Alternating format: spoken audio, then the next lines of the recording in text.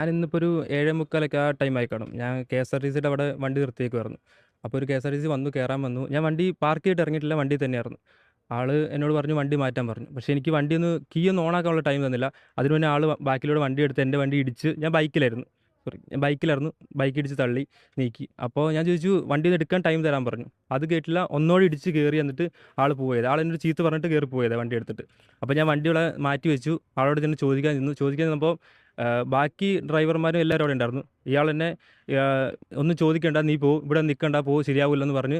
അപ്പോൾ ഞാൻ പറഞ്ഞു അതൊന്നും പറ്റില്ല, എനിക്ക് കാര്യം അറിയണമെന്ന് പറഞ്ഞു. ആളെന്നെ അടിച്ചു, കവളത്തേക്ക് അടിക്കുകയായി. അപ്പോൾ ബാക്കി എല്ലാവരും പിടിച്ച് മാറ്റി. ആരും വേറെ ഒന്നും കാര്യത്തിന് ഇടപെട്ടില്ല, വേറെ ഒന്നും ചെയ്തില്ല, പിടിച്ച് മാറ്റി. പിന്നെ ഞാൻ ഇപ്പോൾ വന്നു, സ്റ്റേഷനിൽ വന്ന് കംപ്ലയിൻറ്റ് ചെയ്തിട്ട്.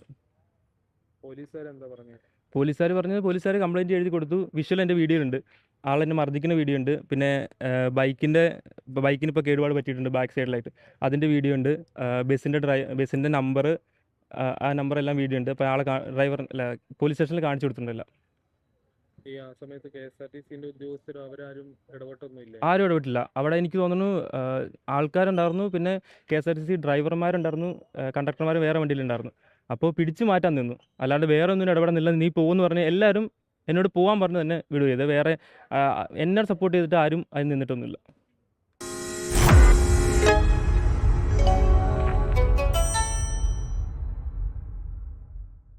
ലോകത്തെവിടെയായാലും ഏത് സമയത്തും 24 വാർത്തകളും ഓഗ്മെന്റഡ് റിയാലിറ്റി പാക്കേജുകളും എക്സ്പ്ലെയിനറുകളും വിശദമായി കാണാൻ ഞങ്ങളുടെ യൂട്യൂബ് ചാനൽ നിങ്ങൾക്ക് സബ്സ്ക്രൈബ് ചെയ്യാം.